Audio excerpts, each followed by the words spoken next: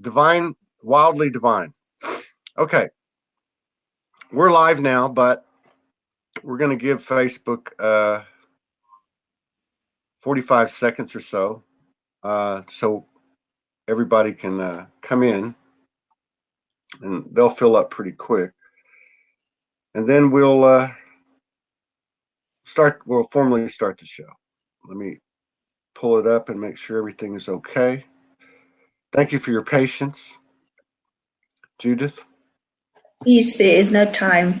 That's right. The cosmos time doesn't exist. That's right. That's exactly right. That is exactly right. Okay, let's see.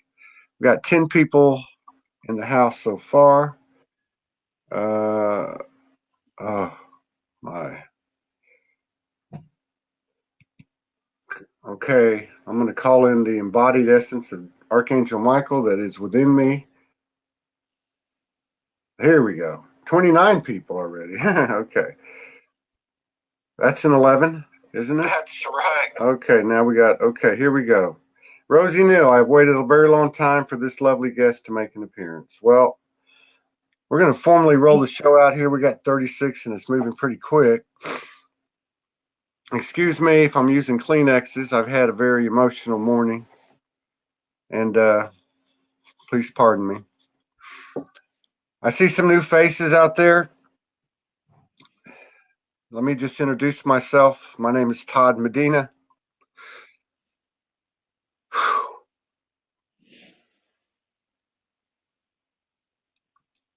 And I represent the Soulogy network. This is our primary show called SOULSPEAKS 5D. It's a conversation with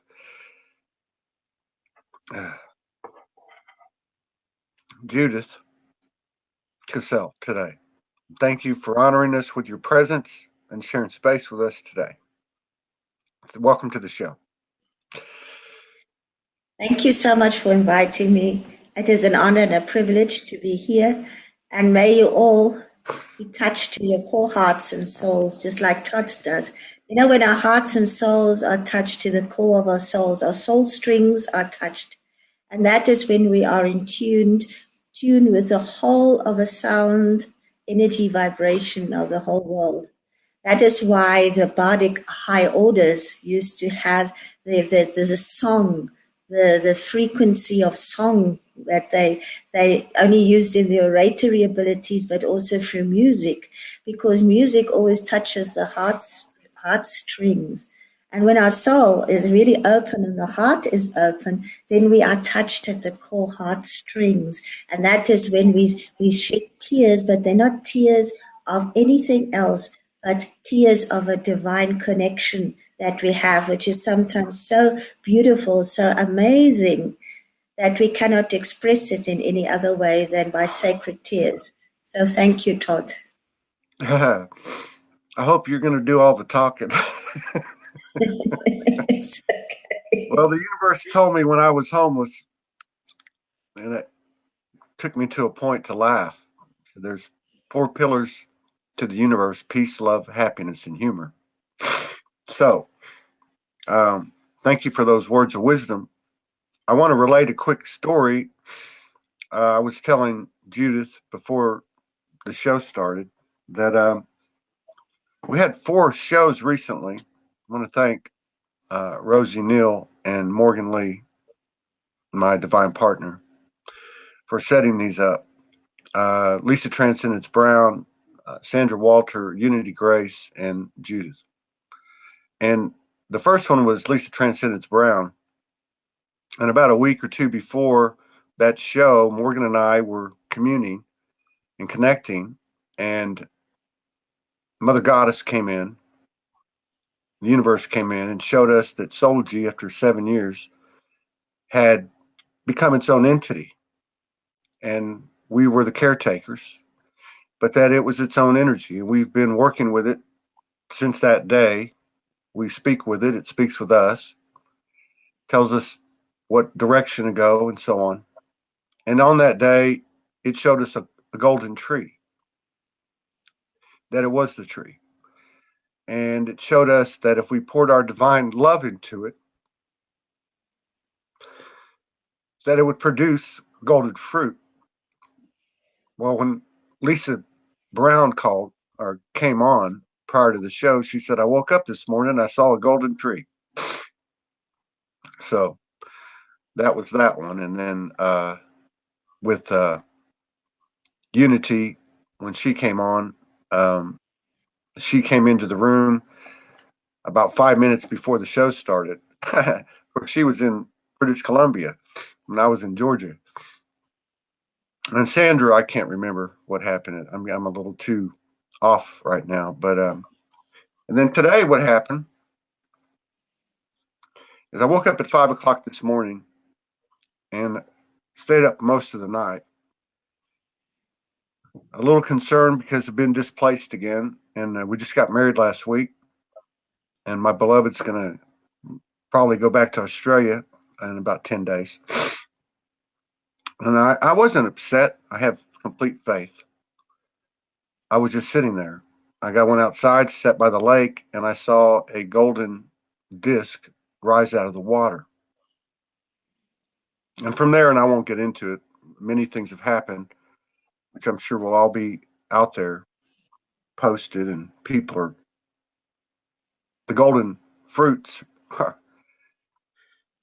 being bared by the tree. And so I was talking to Judith, and I said, a golden disc came out of the lake. And then she told me the correlation, which, if you would be so kind to repeat what the golden disc means to you and your work with it. Okay, in the last few years, as I actually recorded in my book, Was Born in Africa, the untold, the unrecorded history of Elysium and the Lion Kingdom, that actually came also at a time of my life when I was homeless. I literally had my whole life disintegrating before and what I was before. It was just pulled out under me, and it became a journey of faith. I literally had to go like you, go out into the world and no clue where I was going. I was suddenly reading energy fields, and I was tapping into a knowledge that is stored in energy fields. And that whole episode of what happened to me since then was a journey of faith where I had to write down what I was given, even though I didn't understand it, because a lot of it was high technology that we have really lost, a high knowledge that we had lost. Because as you talk about the tree of life, we had that. We had all the knowledge that was in the cosmos. And it's actually that the tree of life is like a symbol of all knowledge, the all being, the all knowing, the all seeing, which is universal, which is cosmically there. We had it and we lost it, and it was taken away from humankind because we abused it. We abused the energy, we abused the powers. But with this journey, I was put in that I had to reopen the crystal pyramid and the crystal pyramid grids, which linked to the spinal column of the earth. Because at that time, everything was one continent, one being. There was only one continent and one being, and the continent's name was Elysium at that time. And if you look very much, Beethoven in his beautiful Ode to Joy was dedicated to the lost continent of Elysium. It actually says in the German version is Freude, Freude über Freude, joy above joy above joy, that brothers and sisters of Elysium. And the whole dedication of the Ode to Joy is to Elysium, the lost continent, the continent that the geologists call the supercontinent. So they actually know there used to be a supercontinent. They're trying to piece it together. So in other words, it's still there in the ethers. It's never gone. It's just that at that stage it was. And through that, I had to open up the portal in Antarctica. And I was introduced to this huge, massive temple complex of pyramids with a golden dome around it. And as I walked into it to do the work, I was introduced to this massive room with sun discs in. And it's the first time that I've ever come across the sun discs. And they're literally flat golden discs. And they move in this whole holographic type of energy field. And then one of them came and dislodged and actually went over my head. And it was beaming information straight into my head. So in other words, I was into my mind. So it was downloading information into my mind. And then I realized why you saw the sun discs everywhere. You've seen them in Egypt, in the pyramids, they are there. They're depicting that there's beautiful sort of etchings there of Akhenaten, the pharaoh who started the oneness, the unity consciousness at that time in Egypt. There is a sun disc there. And then and since then, I've had to work with them. But I was interestingly this week just writing the chapter at Karnak in France, where I literally had to open up with the standing stones that were there, a big holographic energy field. You could say it was an energy field that was singing. It was vibrating. It's like you with your heartstrings that were touched. I had to step into this holographic energy field in order to bring about what was lost to humankind. And in that, the sun discs already appeared, because they appeared to me in France in so many places, which link up to what I was doing in Africa. But these sun discs, in actual fact, link up to the golden tree of life, because they hold the knowledge for humankind. But they are like in the ethers at the moment. They're held into a higher dimension, which is the seventh dimensional state. And we won't be able to access them until we have moved up again into that state. The moment we're still too low. Remember, we were in the third, and then we went into the fifth. We are sort of like in the fifth. We're hovering sort of like, because the growth of humanity is still sort of under the frequency band. But you must remember, the more souls who rise up are going to lift humanity through all the octaves of being until we get to the seventh and the original state again. That is the new golden age. That is why it's called golden. It's bringing in the golden Christed consciousness, that frequency band. Wow. In France. So what is it? What's Yeah? that? Go ahead. Now, go ahead. I was called to France mainly because I had to open up the energy fields further. If you come to think of it, that we always think of the earth as it is today.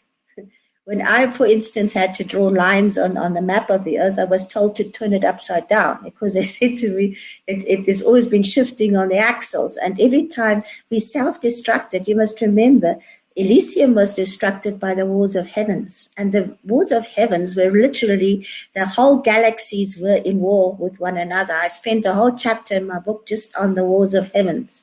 And with that, the earth was totally thrown out of orbit, because the planet between Jupiter and Mars blew itself up. So you had all this debris sort of like running around in space, and it hit the Earth. So asteroids and everything was hitting the Earth. So it literally threw it out of balance and out of orbit. That one planet which blew itself up threw the whole of the galaxies and star systems in total disarray. So it was literally crisis time. Some of the galaxies were blown up, and they'd been lost. There used to be 12 original master galaxies, and only 7 remain. That's why since then the 7 has become a sort of like a magical number, because of the original 12, which was a completion with the 13th, which is a master key. There's only 7 that remained. Wow. That is why the seventh sun of illumination is so incredibly important now. And when I went through my whole opening up of these energy grids, the connection has come back through Sirius now to the seventh central sun, which is the sun of illumination. Now again, the sun disk illuminate like the tree of life. That is what we are busy getting back again. We are slowly but surely remembering. And the more our souls wake up and remember, the more we will start remembering our cosmic hierarchy and the cosmic heritage. And also that in truth, we are amazing beings. We literally have all the powers within us. It's just that when we incarnate on this planet, we forget everything. We forget everything, and then you must remember that so many of us are so weighed down by emotional baggage of all the past lives that we've had on this planet. Because every time that you actually hang on to emotional hurt and also to anger and pain and unforgiveness, you are literally being sort of programmed into that. And so many have got this lifetime after lifetime after lifetime being brought with them. Now is the time that we have this window of opportunity, which is amazing. When I sometimes work with this, I get tears of inspiration in my eyes because I realize that for the first time in so many millions of years since all of this happened, that we have the first time we have a window of opportunity to have a clean slate where we can wipe out what was before, because we can literally wipe it out now. Forgive, let go. And you were just relating about that beautiful moment when you could literally stand in the pure unconditional love and say, thank you, I love you. Yeah. And that is the highest state of grace. When I was in France, I stood in places where the trauma of what had happened there, the slaughter, whatever else you can think of, for humanity was so great that I literally had to release masses and masses of souls. That it was like this black cloud coming out of the earth and was literally being lifted of all these souls that got stuck there. And in moments like that, I realized how deep the woundedness of humanity lies. That's the unspeakable that happened to humanity, the unspeakable that happened to the collectors, where they couldn't speak.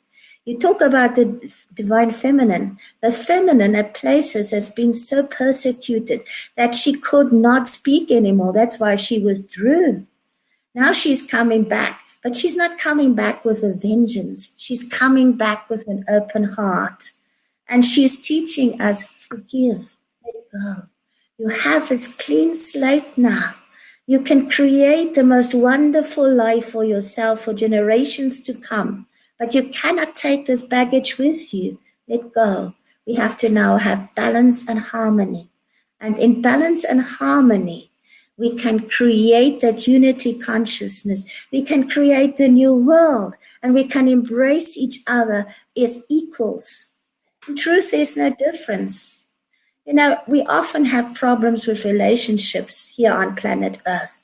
And when we've got problems with relationships, we tend to close our heart and we put like fortress around them. Oh dear, I don't want to get hurt. The thing is, you need to open your heart. Once your heart opens and those 1,000 petals open, it's something beautiful happening. And you realize that, wow, nobody hurt me. Everybody contributed towards my soul growth. And in truth, a lot of those souls moved on. They've already forgotten what they did. Here we hold on to grudges because we can't forgive. And it's going like a whirlpool in us and it's pulling us down. The minute that we release that and we can get to the stage of unconditional love, something beautiful happens. We can suddenly love somebody and we don't see the flaws anymore. It's not that the flaws have gone, but we suddenly realize, but wow, we are all shadow and light. We all have something beautiful and something not. But if we don't love ourselves, then how on earth are we going to love somebody else? And it's that whole evolution that comes in our relationship with ourselves, first of all, with our relationship to the divine and our divine calling, and then our relationship with our divine other. It's when we finally can love somebody to the equal degree that we love ourselves. That is when sacred union can finally happen, not before. It's only that moment when the ego has totally stepped out of the way and there's just the I am presence, a higher self, that the higher soul can merge and then the physical can merge. And that's the moment that all are can merge in the oneness that in truth there is. That is the blessing of this time. Yes. And it would seem that it's becoming more and more prevalent. Yes. I read your bio and it's amazing. You've been in tune for quite some time. When did you go homeless and that start? Well, I was librarian for 34 years. But it's not that I didn't work in community project. I was really inspired as librarian because I love books, and I always, and since I can remember, I always wanted to know the truth. I didn't, when I was in school, I slept through school because didn't want to get indoctrinated. Today I say thank you. But my parents couldn't understand because I've got the brilliant brothers and sisters that are all older than me. And there I am, and I'm sleeping through school. They couldn't understand. So I've always been the one that's the odd one out in the family. But when I got into the librarianship, it was like, at last I'm in a place where every time I asked a question, it's so funny. I would read nonfiction books, and I loved shelf reading. Anybody hated it, but I thought myself, wow, this is interesting. Take a book, open it up, and that's what I want, that is what I always knew. So I was being guided to find the right information at the right time. And that sort of opened my mind. It opened my mind to greater possibilities, and also not to get like indoctrinated, because you must remember that I grew up in the apartheid years when everything was like you didn't dare question your parents, you didn't dare question your teachers, and you didn't dare, and the pastors, that's the church, and the government. Those are the three you never dared question. And I learned to question everything. And I was very blessed in my 20s that we had that input from Germany out, because they've just come out. You must never forget that in Germany, everybody was not a Nazi. And a lot of those who were really enlightened got also persecuted, just like everybody else was. And a lot of them died. So in other words, there are a lot of martyrs that died because they refused to believe in that. Yes. And through that, those people that had been through that came to South Africa, and they literally got the cream of us that were in this community, and they started breaking down all the false programming that we had. And I remember that was the first time that I was actually taken into silence and going and told them to, go and sit under a tree and go and get connected to your soul. And I remember that I went into this ancient apple orchard that my ancestors actually sort of like started in Africa when they came from Germany as missionaries. And I was just looking at these old trees and so on. And that's the first time that I had that enlightened experience, where I experienced the divine for the first time in this transcendental state. And that is when I saw this is a state of being. This is actually how it should be. Yes. And through that all, I really dedicated my life in educating people and trying to tell them, listen, question everything. Try and find the truth. Find your highest truth. And then after 34 years, I walk into my office, and I was told if I don't, by my junior staff, not by my bosses, my junior staff, told, if you don't vacate your office within 2 hours, it will be done for you. Ooh. My whole life just went like, whoa. And it was like the whole carpet was pulled under me. This went into a court case. I won the court case because there was no way they could do it for me. And it started to become political, because at that time, South Africa was in a political transition. Yes. And I actually had death threats coming my way. I was a nervous wreck. And then I had a vision given to me, and I was standing at the edge of a cliff, and I was shown thousands of people down in the valley or below. And they said, how long are you going to stand here hovering and not have a guts to go and jump off this cliff? You see all those people that are there in the valley, they're waiting for you to finally do what you have come in to do. And then they showed me how do eagles learn to fly. And I had a mother eagle kicking the little one out of the nest, and they had to find their wings and fly. And the next day I put in my resignation, and it was like this weight has come off me. And because during this whole time, I started reading the energy fields, and I was starting tapping into that. But I didn't know what was happening to me. I had no clue. I thought to myself, am I going crazy or what? Right. And then I was very, very determined, because at that stage, I actually promised myself that when I want to go into a breakthrough experience by Dr. John DeMartini when he's back in South Africa. And in September that year, I was there. I was in Santon.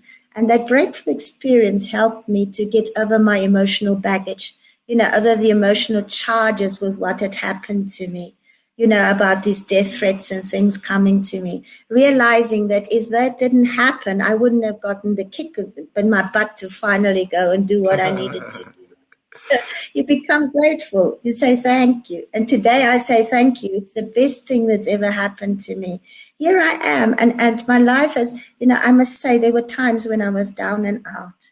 I didn't have a cent to my name. I then went and because, my money ran out that I had from my pension money, which I used to actually go in the journey to go do the work that I needed to do with the energy fields and the clearing. As I say in my book, I was born in Africa. But, you run out of money. And then I got a chance to go and teach English in the Middle East. Now, I tell you what, in the Middle East, I understood why prophets went into the desert to get wise. It was one of the most nightmare years of my life, where you had no freedom, you had no voice, you literally cut off from everything. In that context, I understood it as a woman. I'm not saying as a man, but as a woman. Yes. And I won't go into details about what happened there. But I tell you what, when I came back to my own country, I validated my country in a way that I couldn't do before. And what I valued most was the freedom I had as a woman to express myself, the freedom I had in a relative sense to be myself. And I realized that how little we know what privilege we have to be able to express ourselves in the most amazing, beautiful, uplifting way. But I still didn't have money. I had to go and live with my sister and them. And I took on odd jobs, like I worked in a creche a little bit. I couldn't get a job back. I applied for jobs as librarians. I couldn't, no response. I even looked, I did house sitting, I did pet sitting, I did everything under the sun. But I tell you what, it taught me a great thing, and that is that one is always looked after. I was so lucky at that stage that I met an Australian at that stage, and he said to me, well, you know what? Everything that you ever did in your life is a skill. Don't write down what you can do. It doesn't matter what it is. If you can pay, if you can type, that's a skill. If you do admin's work, that's skills. And then go and look and then write down a business plan. What is it that you really want to do? And you know what? For the first time in my life, I sat and wrote down a business plan in detail about what I wanted to do with my life. And it was quite a struggle because I had nothing to go on. I had no money. I didn't know how to do it. I didn't know what I was going to do. But all I knew is that I had to write this plan. I did it. And you know what? About 3 years ago, I found my business plan again, and it actually had come true. Wow. That's powerful. Because I sat down at that stage, my salvation came that I was actually, through a friend of mine, offered an admin job, just a little admin job, like doing a secretarial work or whatever, and a morning's job. And then in the afternoon, I did what I really wanted to do. So, and my soul readings were given to me as a gift, because I was using the same energy fields that I was writing about in my book. I was tapping now into, and I could actually read people's soul records and transmit them into writing. Same energy record, because it's held in huge energy fields with the divine. It's not like, the ancients didn't store anything in books. They didn't store it in a digital form. They stored it in energy.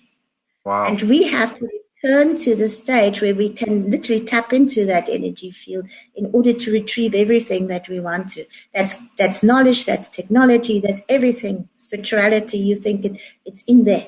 We just need to go and tap into it. And it was my soul readings that started to give me I had to learn to also get over my blocks about money.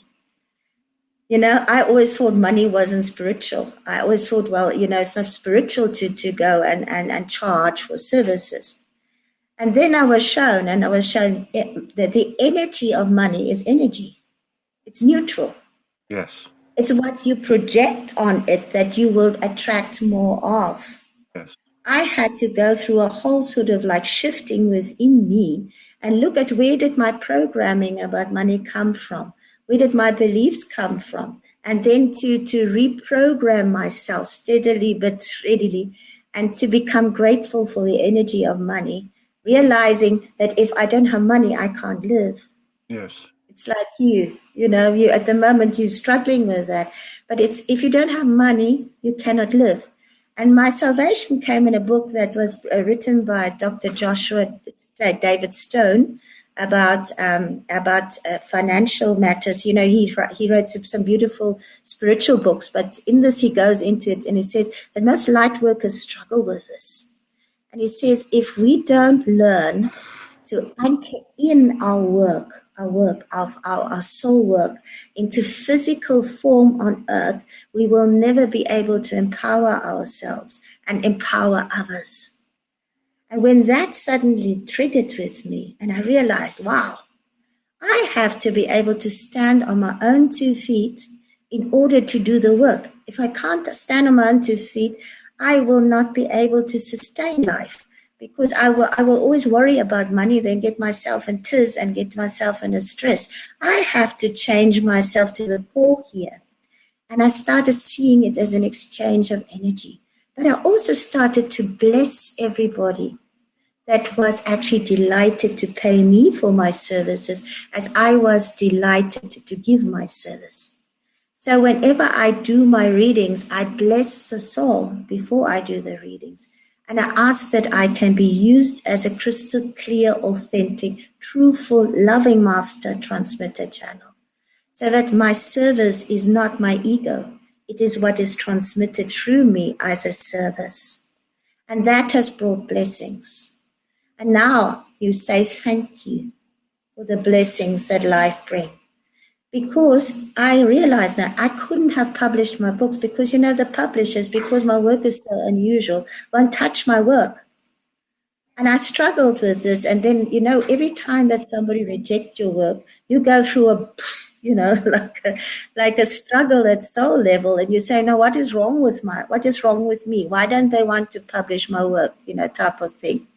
And then I realized I was given I was actually asking about it, and they said, well, why don't you self-publish?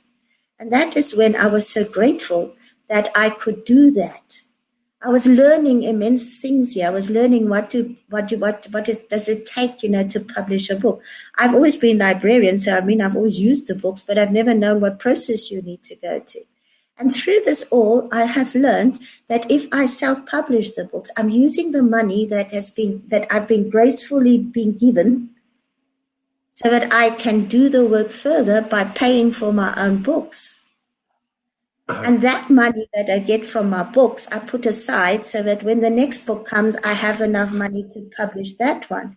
You see, so the work actually is paying for itself. And my greatest dream is now, with this whole thing that I'm busy writing now, my third book now, my fourth book now, because my third book is on twin flames, on relationship, that is now going to get published now, which was a journey in itself. But the fourth one now is about France and about the sun discs, like the immense sun portal I had to open up in Versailles, and all the, and Karnak that I was talking about to you. So in other words, this is now my next service to humanity. And my greatest, and it goes into the ancient mystery schools. You know that there were mystery schools that were all over the ancient world. And they got lost at that time that the divine feminine got shut down. The mystery schools got shut down. Mary Magdalene was a high priestess. She was actually trained as a high priestess of the mystery schools in France. And then in Egypt, she was a highly professional high priestess in her own sect. I'm not talking even about Jesus. I'm talking about Mary Magdalene. Yes. And when I was in France, I had to open up the place where her mystery school was. You know, that mystery school was outside around the chateau on the plateau there.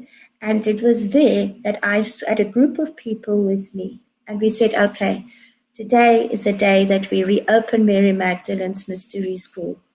And as we were doing the ceremony, herons flew over, flock, and then eagles. It was just amazing.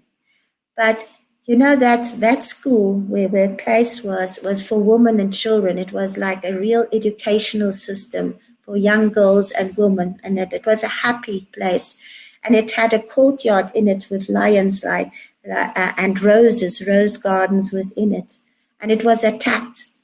And really like with whatever was explosive. And the whole earth opened up.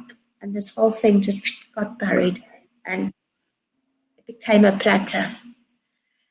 And it's in times like this when you open up those ancient traumas of what happened there around the feminine, that you understand why it's so beautifully vital to get the balance back now, the balance between the masculine and feminine, and to unite in love. Because we're not there to bash each other. We are there to embrace each other in love and unconditional love, and to give each other a place under the sun. If everybody has got a beautiful place under the sun, we will not begrudge our brother and sister their path in life. We will embrace their path and say, thank you that you're serving in this way. And my greatest dream is to have those old mystery schools rising again. And that is why I want to really have like a physical place where this can rise again. And that is what my dream is working towards. And I know that dream will be anchored into physical form, not through what I'm doing, but because it's a greater service that will be rendered to humanity. And as long as we have a vision and a dream, which is greater than the sum total of ourselves, we will always be congruent to our highest soul purpose and calling. And when two people unite in union, and their combined mission and their combined purpose is greater than the sum total of themselves, they will stay together, because whatever is impending or hindering will move out of the way, and they will unite to do the work now. That is the gift of this window of opportunity that we have now. This year starts a 144-year period where we have this transition, this window, to step into the new golden age. And that is the gift of this moment, that we can do that. I have had moments in the last year or so where I felt this immense love being poured through onto humanity. You know that the whole cosmic hierarchy is literally surrounding us and beaming their collective light onto this planet. So we are being held in pure, unconditional love. Yes. Yes. And a minute that you open your heart and your soul, and you say, please, how can I serve? How can I serve to the highest degree? What gives me joy, what I love doing, you will be used. But I warn you, your life will change. Your life will change. Obviously. So you said that, thank you so much. I don't even know why I'm using these tissues, but it's your heartstrings, it's your soul strings. You are being blessed. You've got a book coming out. Your third book is about twin flame, what people call twin flames, right?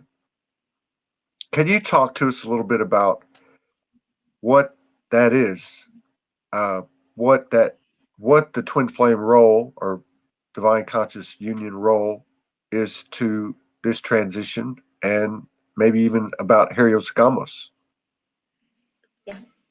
Yeah, that is, you see the mystery schools, and we come back to the mystery schools.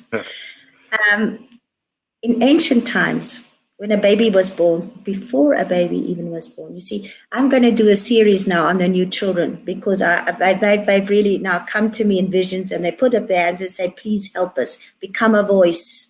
because these are very high souls and they're coming here and we need to be able to help them because we have all been shut down by the jolly education systems. I've worked with them themselves. And all my life, I've been trying to sort of ask teachers, please, help these children.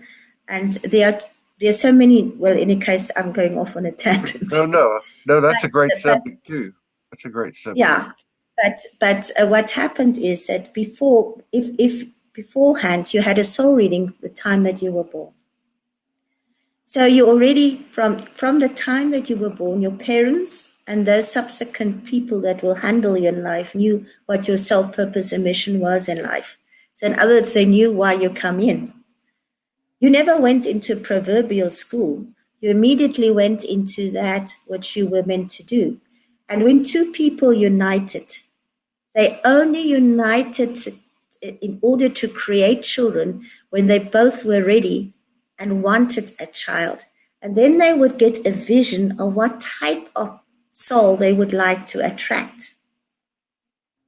In other words, what type of soul would you love to have as a child to nurture through that transition moment until the child could stand on its own 2 feet? Because when two souls are ready, the souls that are there that wish to incarnate will choose their parents. But if the parents choose already and make themselves actively known that they want that child because they love each other so much and they want to create something very precious and something that will bind them in a deeper way together, if that is what their wish is. If it's not service, then it might be that. And then the child, that they would attract the soul that wished to incarnate. You see? But then, even from the moment of conception, that child was nursed into being. Yes. As both parents communicated telepathically with the child, and even after birth, so that the child could always feel the love and the communication was there, because even newborn babies communicate telepathically. Yes. And we're going to find with these new children, that's what they do. They communicate telepathically. And they will even tell their names to their parents before they are born. They will say, our wish is what I want to be known as. Now, every single soul that was birthed by the divine has got 12 flames or 12 parts, okay? They're equal male and female, all right? Even if it's an androgynous form, those 12 flames are equal, okay? Yes. Now you must remember in some of the civilizations on Earth and in some of the galaxies and solar systems, there are androgynous people.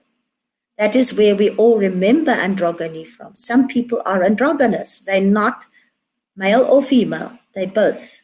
So we just have to remember that.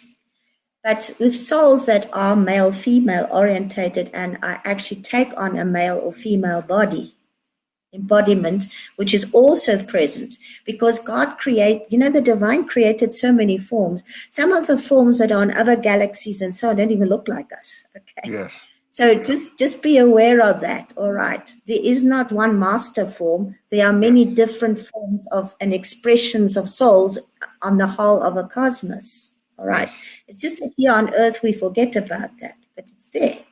All right. So when normally one part of your soul, you got 12 parts, one part of your soul will always stay with the divine. So in other words, you can never ever be separated from the divine. It's impossible. You are part of the divine. You cannot go anywhere else. You are part of that. And then one will stay with a home galaxy where you are, where your original galaxy is. Most of the souls that are incarnated on this planet comes from the original 12 master galaxies that were involved with the creation of the earth. I go into that in my book too. But in any case, so now, normally just one part of your soul, one part, one flame will incarnate on planet Earth. But it happened during times on Earth that two of them would incarnate. And some of them were here in a specific time frames of history of the planet where they did specific work. In other words, they incarnated to do specific soul work together. Like I said, that mission and the vision was greater than the sum total of themselves. Yes. And this they did within certain sacred sexual union. Yes. In the mystery schools, they identified them, I say, from their soul readings, okay? And then they had the female part being taught on their own and the male part being taught on their own so that they could get to know themselves. You know, one of the greatest laws of the universe is know thyself. Okay? Know thyself and love thyself, and then the divine, so that you can love another. All right. So those are the two laws where everything rests on. So they were taught how to really soul empower themselves. Yes. So that they were real whole entities on their own feet.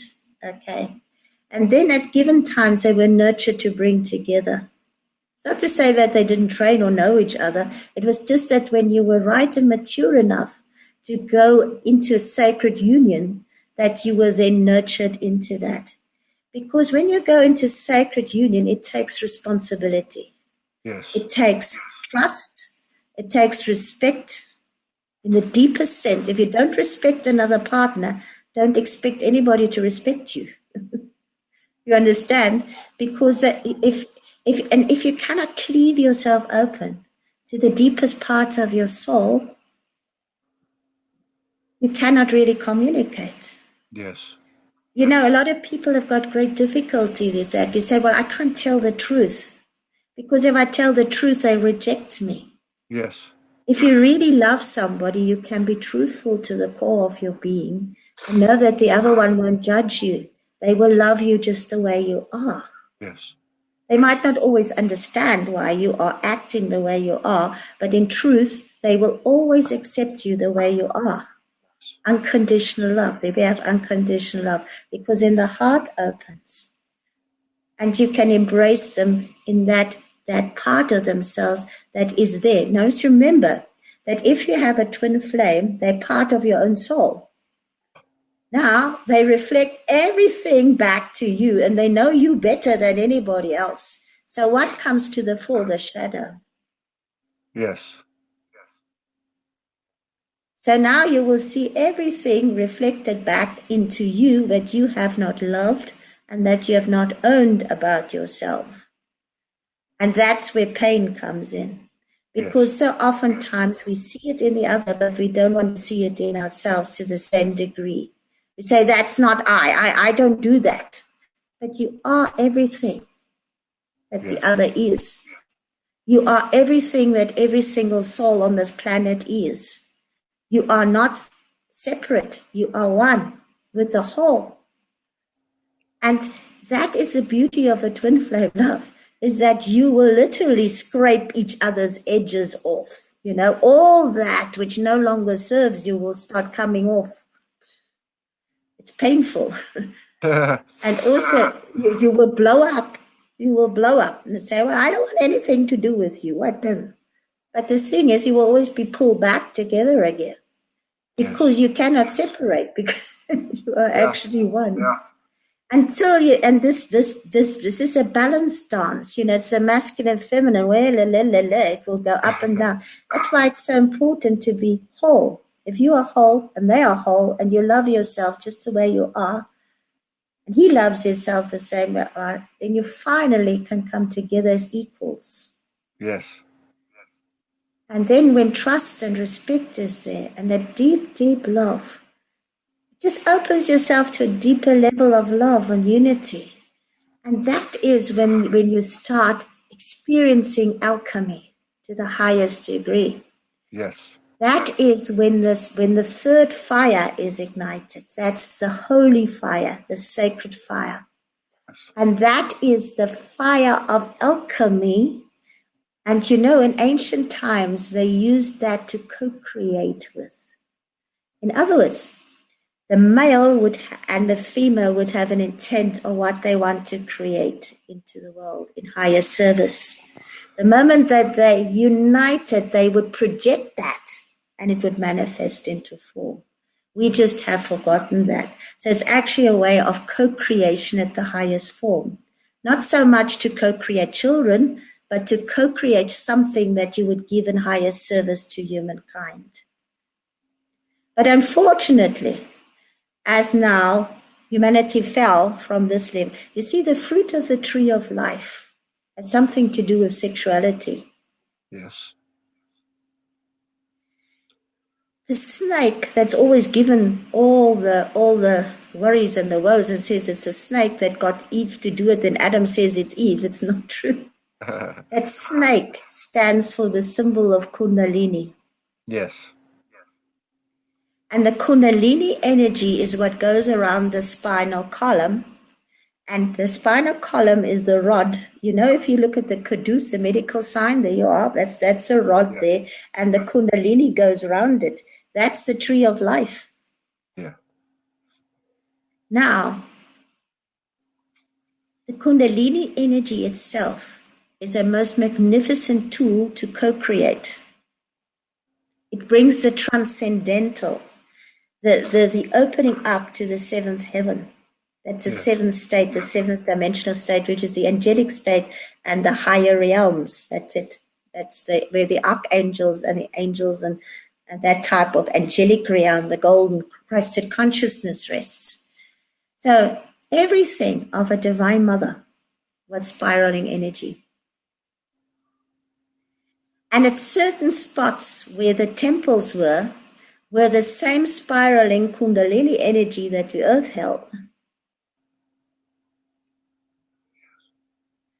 So with your hero's gamos, most of the time it was held in those same places where you had both energies. That which was ignited through you and that was ignited through the earth.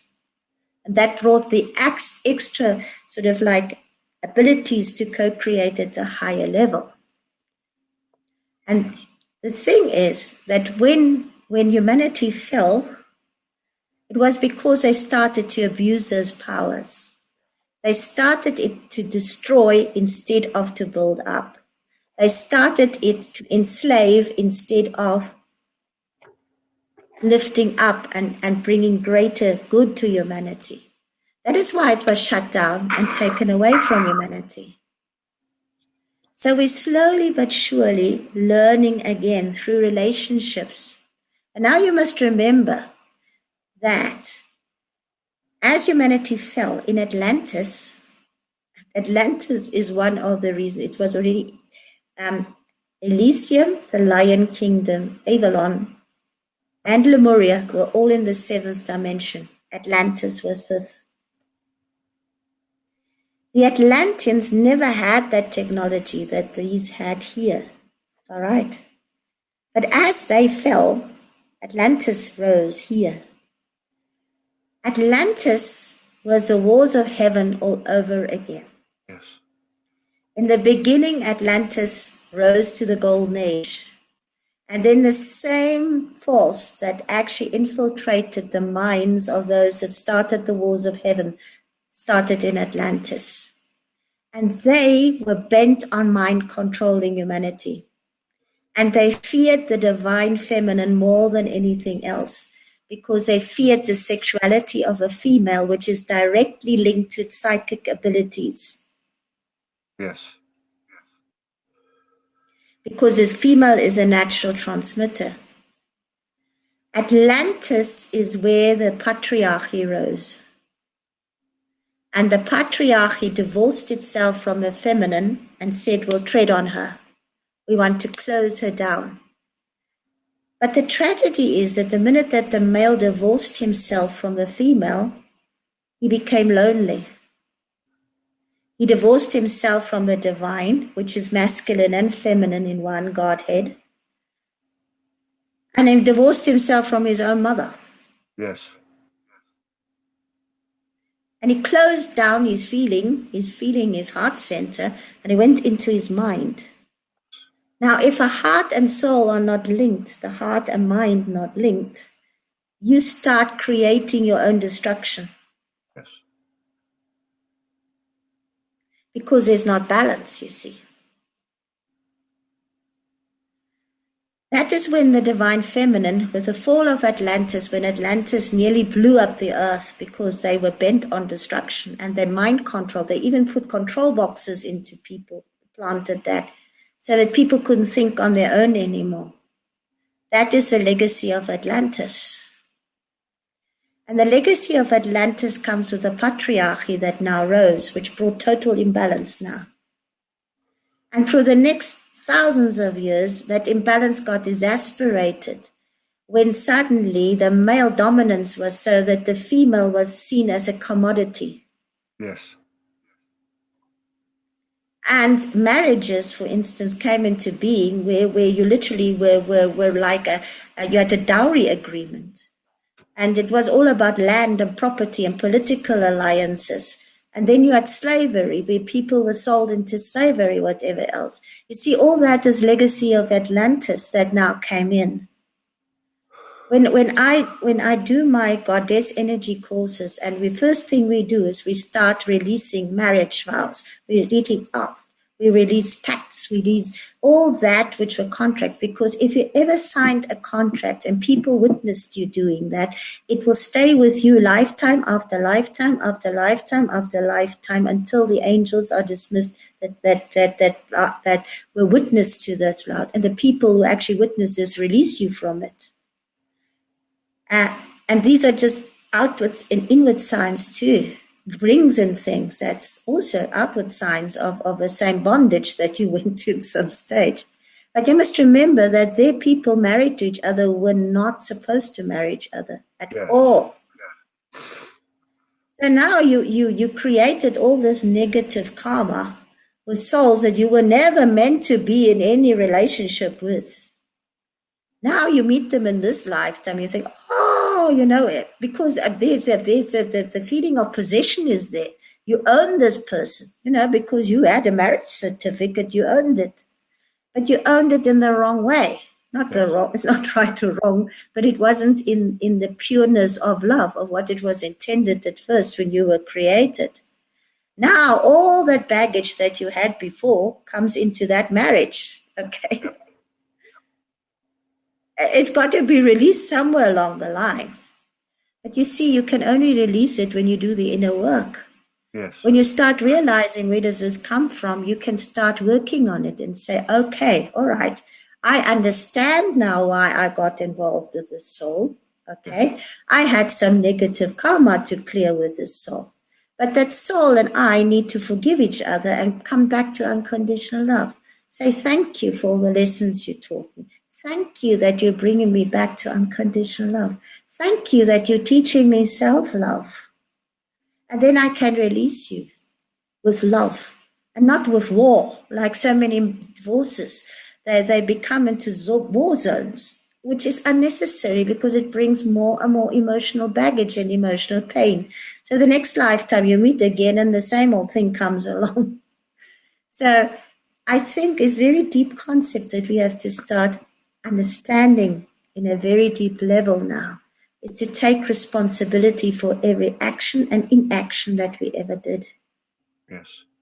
Also to understand that through this, we all make mistakes, and to forgive ourselves. We beat ourselves up more than anybody else. We shame and blame ourselves more than anything else. When other people have forgiven us, we say, well, I can't forgive myself. Why did I ever do that? So we do soul bashing. Yes. And you know what it does? It breaks our self-worth down. It breaks us down to the very highest degree.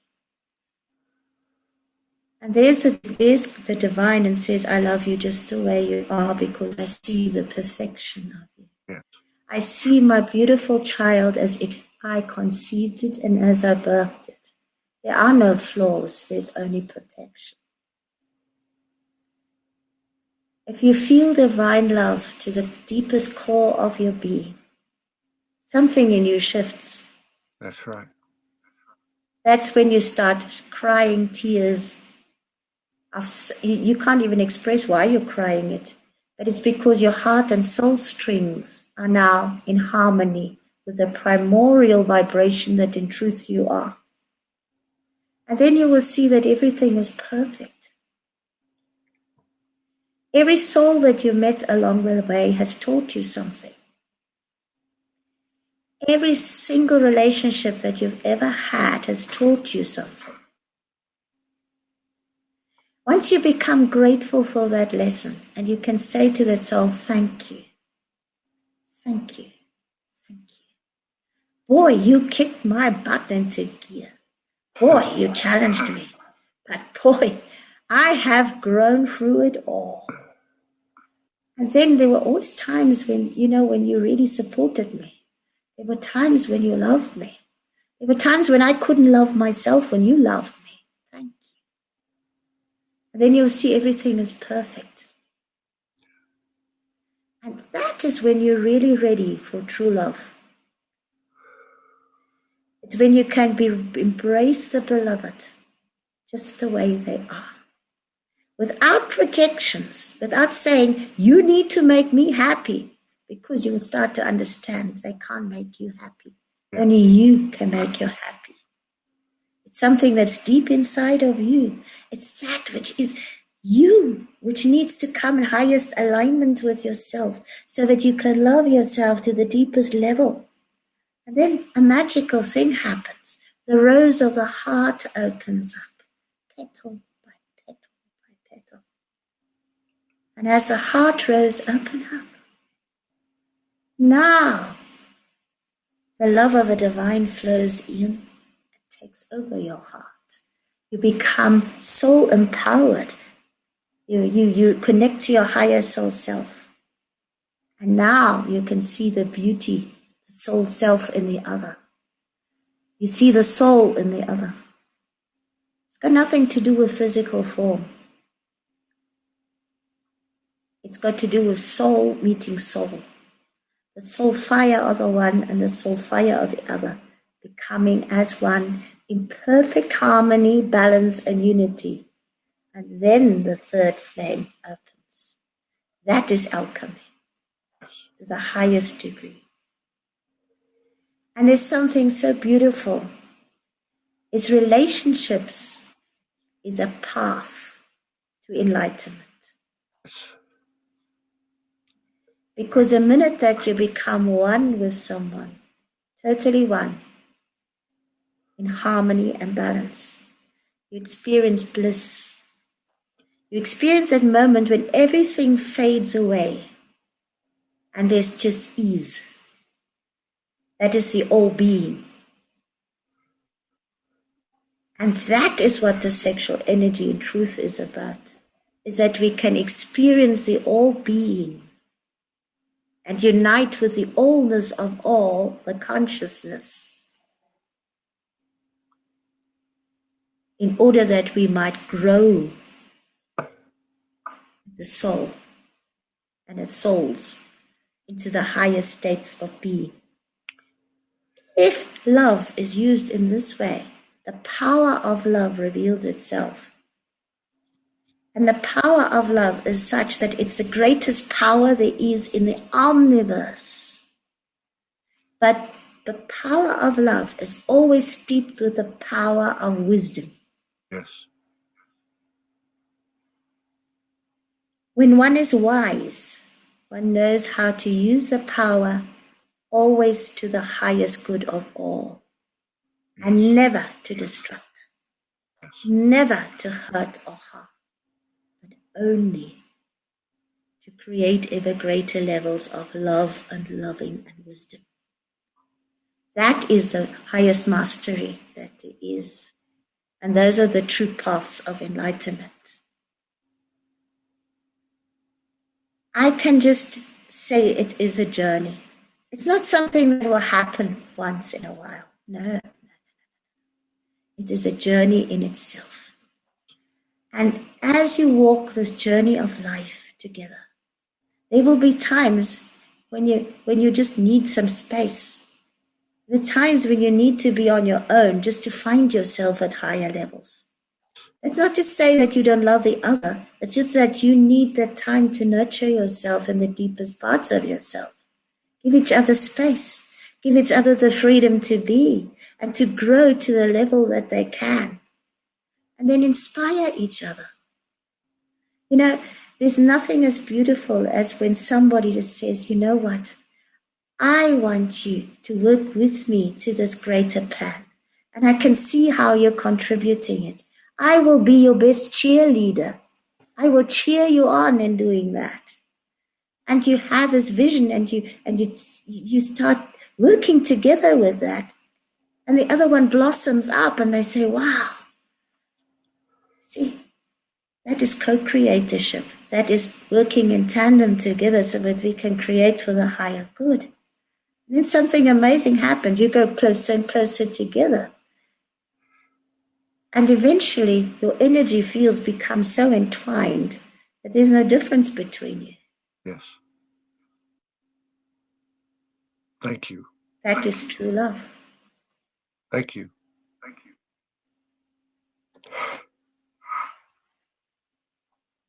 So, thank you very much. Very, very much. It's been a very powerful 12 hours.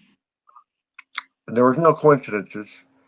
So I just want to give you my endless gratitude, love, and respect and reverence for everybody and for the service that you've given to humanity and continue to. Can you tell us where to find your books? Yes, they're all available on my website. My book, Soul Empowerment, that's the first book that I wrote, is available on Amazon in the Kindle version. So you can go to Amazon and just say Soul Empowerment, which I also talk about the soul, you know, how the soul is created. And I talk about the Lemurian souls because the Lemurian souls were androgynous. Okay. And what happened in Lemuria is that they split them. Atlantis split them in half. And that was the greatest trauma that ever happened to soul, is for an androgynous soul to be split into two halves. Yeah. Another legacy of Atlantis. And also you know what twin flames are, etc. So that book is more sort of like a general book, but it's helped immensely people's soul, you know, to understand what their soul is, or why they're on planet Earth, and so on. And it combines with my soul readings that I've done. My soul readings are very, very empowering, and they're not fortune telling. The soul readings is what I transmit from the energy fields of the divine. And it brings you your soul history. In other words, those lifetimes on earth and why it's impacting on your life, or what is your life purpose and mission in this lifetime.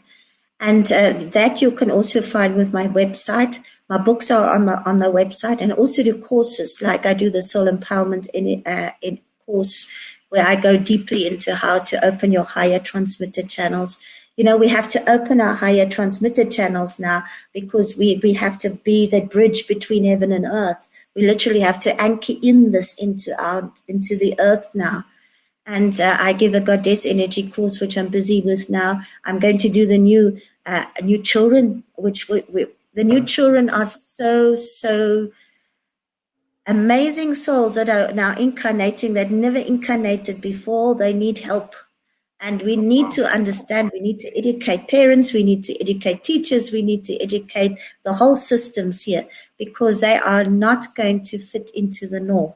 They communicate telepathically. We need to help them. And then, so it's my books, it's my courses, it's my soul readings, and I do twin flame soul readings, which have helped people enormously to understand themselves within the relationship they are in. You know, where does this come from? What is it that we need to work through here? What is it that we need to understand to find each other at a higher degree? So, those are all helpful. It's at http www.judithkuselmyname.com. Oh, that's easy. I'll post it in the comments and in our network. And if you, or when you come out with something new, feel free to send it to me, and I'll put it out on our network. So I know I'm going to go visit your site, and I don't read anybody's stuff. Morgan sends me your stuff and other people's stuff from time to time, but I'm very, very appreciative and blessed to be a part of this today. It's 1:11. That's funny. That's exciting. Yeah, Yeah. so I think I'm gonna So, have to lay down after all this. But thank you so much. I'm gonna download the video and put it on Google Drive. I'll send you the editable link. I'll also post it on our YouTube, which I'm just starting to build up now. Thank you so much. I don't know what else to say. I know everybody feels the same way. It's a pleasure, such an overwhelming pleasure to meet you. You're a beautiful divine goddess and messenger, and I just want to say thanks. Thanks for coming. thank you so much. Thank you. Thank you so much, Todd.